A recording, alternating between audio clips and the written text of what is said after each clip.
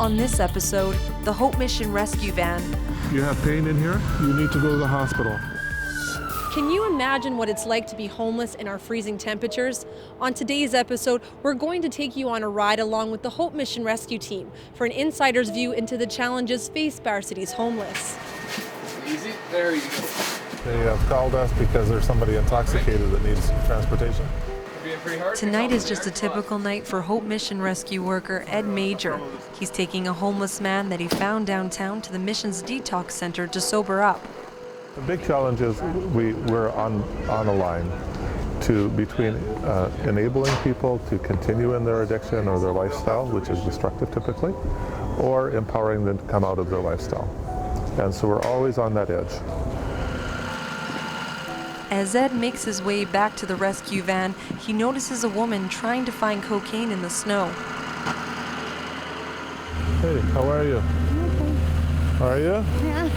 So if we can catch people on their first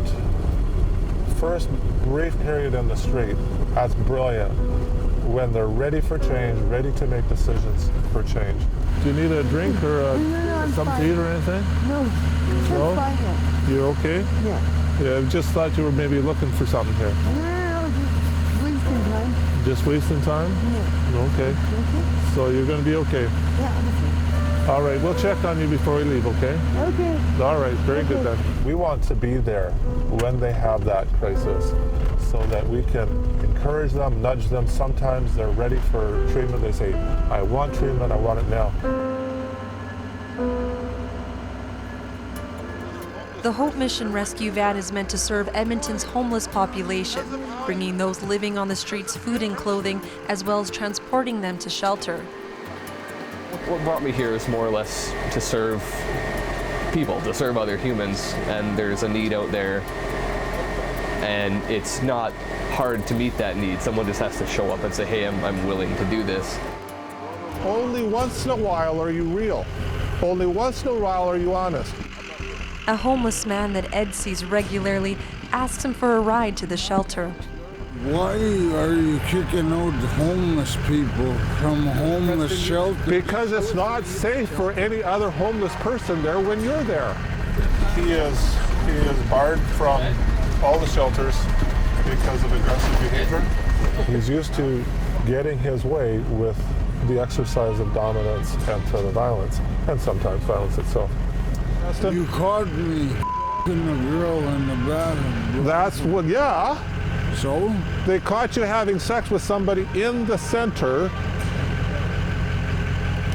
and the rumor has you paid for it. I didn't pay nothing for it. But he'd have to prove his willingness to keep his guard down. We want to help you. I've been trying to help you for years already, but you don't want to be helped. Without knowing the history, it might look I was being pretty aggressive, but with him, you have to be very firm and very assertive. Otherwise, you can't get past the mask, and you can't get past the barriers. As Ed is about to head back to the shelter, he receives a phone call from a concerned citizen about a man lying on a park bench. It's below 30 degrees tonight. This man stays outside almost all year round. We're aware of him and just like to be conscious of where he is and what's happening. It's Ed here with Hope. How you doing? Good. Just make sure you're okay. Oh, yeah. Yeah, somebody was worried about you and just thought we'd check you out and make sure you're good. You're good? Yeah. Yeah, you're toasty and warm? That's so simple. Good. Sometimes he asks us for a blanket or a sleeping bag, but typically he's very self-sufficient. He takes care of himself. And Ed's definitely embraced it and made it something, he decided that it's something worth doing and a change worth making when he pulls up alongside someone to serve them. So you good? Yeah. All right. Stay warm, brother. Responding to EMS on 101 Street, 102 Avenue. The Hope Mission works closely with EMS and City Police to help alleviate the daily stress placed on these services. Is your heart hurting? Yeah. You have pain in here? Yeah. Is it quite a bit of pain? Yeah. The number of man hours we save of EMS paramedic time is phenomenal. All total, the paramedics' time maybe half an hour. If it wasn't for the work that we do, those same paramedics could be with that person for 3 or 4 hours. Or red line. Yeah, going to the hospital because you say you have chest pain. While the rescue team helps the man into the ambulance, a young man approaches Ed and asks him for a sandwich. Are you staying outside or? Oh yeah. You're good outside? Do you have everything else you need?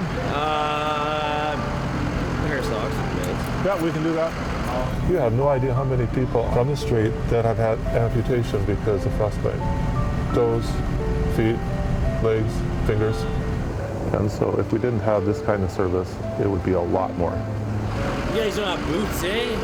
Stand off of those This things? is a nice job I had to do Oh, to brother. put my foot in there because they can't find me anything else. So Okay. now my feet are sore as Okay, hell. let's check these out. Oh, They yeah, say 12 on the bottom. That's, 12, 13. That's. They say 12, so let's check it out. Oh, yeah. Oh, yeah, here. Why do I keep doing this work? The short answer is for the people. Some days it feels like we make a huge difference. Every once in a while, somebody we've been working with for even sometimes weeks or months is ready to make the decision to come off the street to change their lifestyle. And so we get them shelter and they start the journey out.